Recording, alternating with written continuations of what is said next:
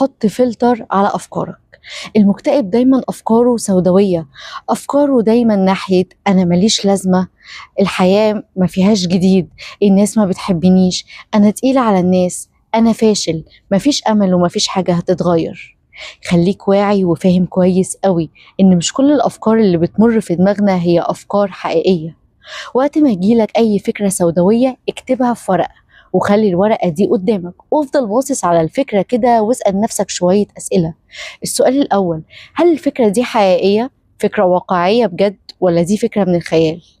طب هي في دليل عليها؟ لو أنا شايف إن هي حقيقية هل في دليل عليها؟ وإيه الأدلة دي؟ طب أنا لو واحد صاحبي جه قال لي إن هو اللي عنده الفكرة دي وبيمر بيها، أنا هنصحه بإيه وأقول له إيه؟